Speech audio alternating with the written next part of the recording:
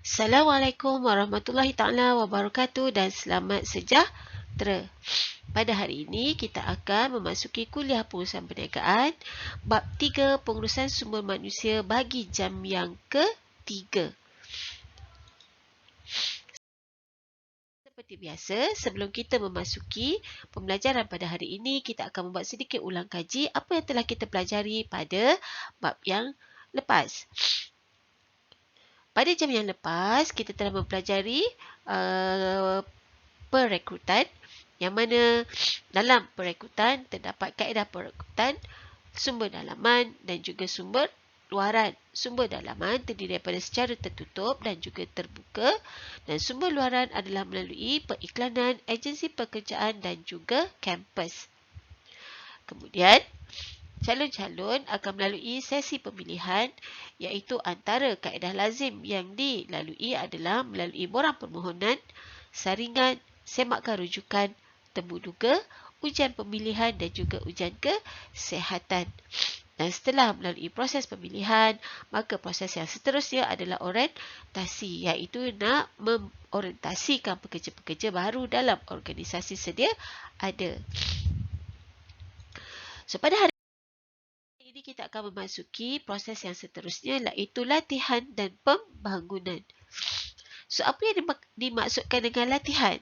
Latihan adalah usaha organisasi untuk meningkatkan kemahiran dan pengetahuan pekerja serta membina sikap positif terhadap kerja selaras dengan perkembangan semasa dalam bidang pekerjaan tertentu.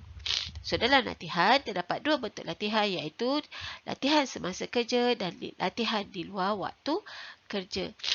Di dalam latihan ini sebenarnya adalah organisasi cuba untuk meningkatkan kemahiran dan pengetahuan pekerja pada masa dia melakukan kerja-kerja dia. Maksudnya kat sini adalah sekiranya ia menjawab jawatan sebagai seorang accountant, apakah kemahiran-kemahiran dan pengetahuan-pengetahuan baru yang perlu ada bagi seorang accountant. Maka syarikat akan memberikan latihan kepada pekerja tersebut. So, latihan boleh terdiri daripada dua, iaitu latihan semasa kerja dan latihan di luar kerja. Pembangunan pula adalah program yang dijalankan bagi meningkatkan kemahiran konseptual, analitikal dan penyelesaian masalah di kalangan pekerja di pelbagai peringkat pengurusan. So, kalau latihan itu adalah nak memberi kemahiran tambahan, pengetahuan tambahan kepada pekerja untuk melakukan kerjanya, tetapi pembangunan ini pula adalah untuk meningkatkan kemahiran konseptual, analitikal dan penyelesaian masalah.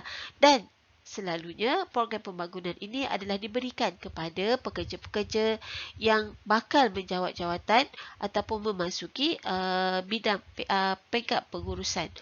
Sama ada pengurusan bawahan, pertengahan ataupun atasan. So, contoh untuk program pembangunan adalah memberi latihan kepimpinan kepada pengurus ataupun bakal-bakal pengurus.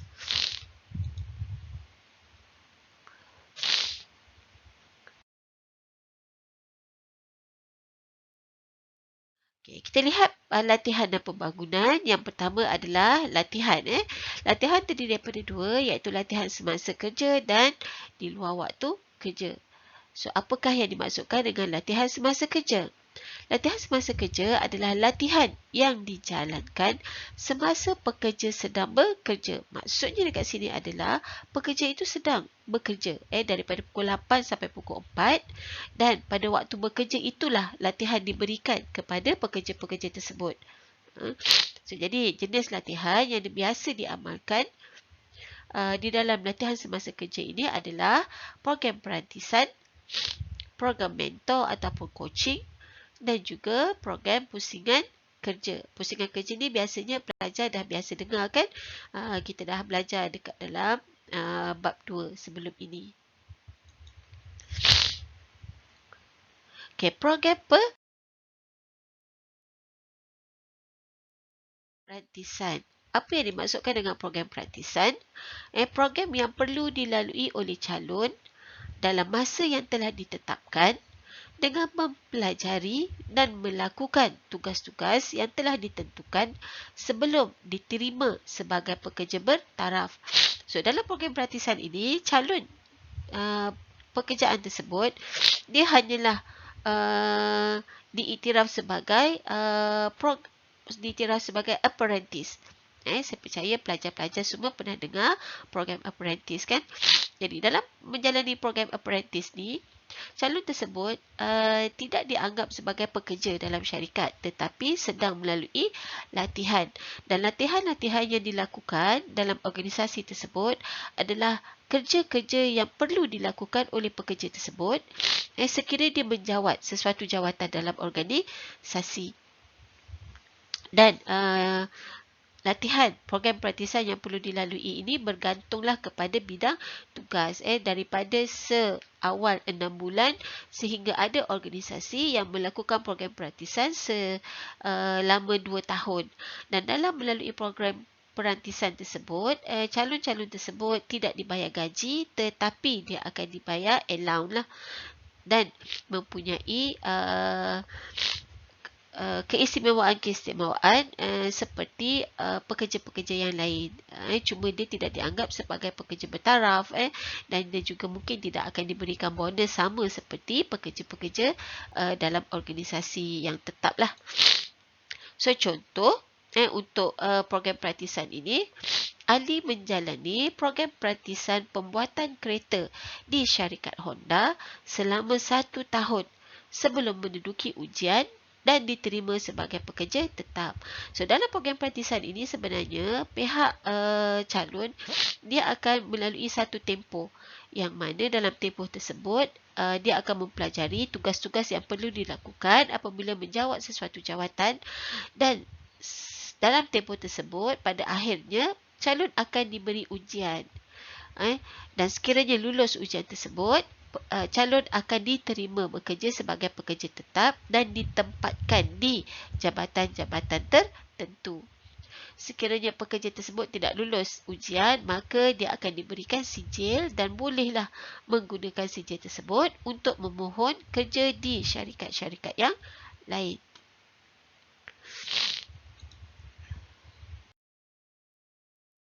Okay, yang kedua pula adalah program mentor ataupun coaching. Program mentor coaching ini yang mana pekerja baru akan dibimbing oleh pekerja lama dalam waktu bekerja dengan berkongsi pendapat, kemahiran dan kepakaran di antara mereka. So, dalam program mentor ini maksudnya pekerja telah bekerja dalam organisasi, dia ambil bekerja dalam organisasi, dan pada masa dia bekerja, dia akan dibimbing oleh pekerja lama dalam bidang kerja yang samalah, yang mana sekiranya terdapat masalah, terdapat kekeliruan, terdapat pertanyaan, maka pekerja lama ini akan membimbing pekerja baru untuk menyelesaikan masalah-masalah tersebut dan membantu ia melakukan pekerjaan dengan lebih baik. So, contoh, Aminah iaitu pegawai kewangan baru di syarikat Pletops akan dibimbing oleh Siti iaitu eksekutif kewangan senior yang telah bekerja lamalah di dalam syarikat tersebut sekiranya terdapat sebarang permasalahan di dalam menjalankan kerja-kerjanya. So, jadi macam mentor lah pembimbing pekerja-pekerja baru.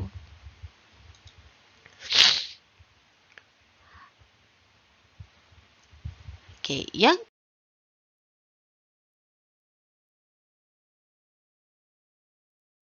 ketiga adalah pusingan kerja. Pusingan kerja ini sama seperti yang telah kita pelajari pada bab yang lalu, iaitu latihan kepada pekerja melalui pemindahan secara sistematik. Dia adalah tersusunlah ada proses-proses yang perlu dilakukan dalam jangka masa waktu yang telah ditentukan. Daripada satu bahagian ke bahagian yang lain. Tetapi kalau pelajar-pelajar ingat, dalam pusingan kerja ini dia akan dipindahkan dalam jabatan yang samalah melalui bidang kerja yang sama. pekerja akan dapat memperoleh pelbagai kemahiran dan pengetahuan apabila dia diminta untuk berpindah secara sistematik daripada satu unit ke satu unit yang lain, maka pekerja tersebut akan dapatlah mempelbagaikan kemahiran dia dalam melaksanakan kerja dan mempunyai pengetahuan-pengetahuan yang baru. Contohnya, raju seorang pekerja pengeluaran di unit pembuatan dipindahkan ke unit penyemakan kualiti selama 6 bulan. So, daripada mengeluarkan produk, dia dipindahkan ke unit penyemakan kualiti. Cek kualiti produk tersebut sebelum dipindahkan ke unit pembukusan pula bagi 6 bulan yang seterusnya. So, jadi, pada akhirnya nanti, pekerja-pekerja ini dia mempunyai pengetahuan dan kemahiran yang menyeluruh tentang semua kerja dalam jabatan di mana dia bekerja. Okay, yang kedua adalah latihan di luar waktu kerja. Okay, latihan di luar waktu kerja ini merupakan latihan yang dijalankan di luar waktu dan di luar tempat tugas bekerja. Apa yang dimaksudkannya? Sekiranya syarikat itu beroperasi pada pukul 8 hingga pukul 4. Dekat mana? Dekat Shah Alam. So, jadi latihan di luar waktu kerja, latihan tersebut dilakukan mungkin di luar waktu kerja daripada pukul 8 sampai pukul 11 malam. Lebih daripada waktu kerja dia, dan tidak dilakukan di kilang di Shah Alam, tetapi mungkin di pusat latihan janda baik. Pusat latihan di Kuala Lumpur. So, jadi pekerja-pekerja akan dihantar mengikuti kursus yang akan dikendalikan oleh pihak pengurusan organisasi sendiri ataupun pihak luar. Pihak luar ni adalah agensi luar yang dibayarlah oleh syarikat untuk menyediakan latihan kepada pekerja-pekerja dalam organisasi. Di mana di tempat-tempat tertentu seperti di bilik seminar dan juga pusat-pusat latihan. Kalau macam kaki tangan awam, kita ada pusat latihan intan. Di seluruh negara lah ada tempat-tempat tertentu. So itu kalau kita kaki tangan awam dihantar ke pusat-pusat latihan tersebut, maka kita panggil dia sebagai latihan di luar waktu kerja lah. Dan dalam latihan di luar waktu kerja ini biasanya dia melangkaui waktu kerja. Kalau habis kerja pukul 4, biasanya dia akan habis lambat ataupun dia mula cepat. Ia bertujuan untuk mewujudkan persekitaran latihan yang terkawal dan menawarkan pembelajaran berfokus tanpa gangguan. So, apabila pekerja-pekerja ini dihantar ke pusat latihan tertentu di luar daripada organisasi, maka pekerja-pekerja itu dia akan dapat fokuslah menjalani latihan tanpa diganggu melakukan kerja-kerja yang biasa dilakukan di organisasi. Jadi lebih fokus, matlamat dia akan dapat dicapailah dengan lebih baik. Setelah pekerja-pekerja ini melalui proses latihan, maka pekerja-pekerja akan melalui proses penilaian prestasi. Jadi bila syarikat telah menghantar pekerja melalui latihan, dia pun balik ke organisasi untuk membuat kerja-kerja dia. So, setelah melalui satu tempoh tertentu, maka setiap pekerja akan dinilai prestasinya. So, jadi dalam penilaian prestasi, satu proses yang sistematik bagi menilai kekuatan atau kelemahan pekerja dalam melakukan kerja-kerja. Sama ada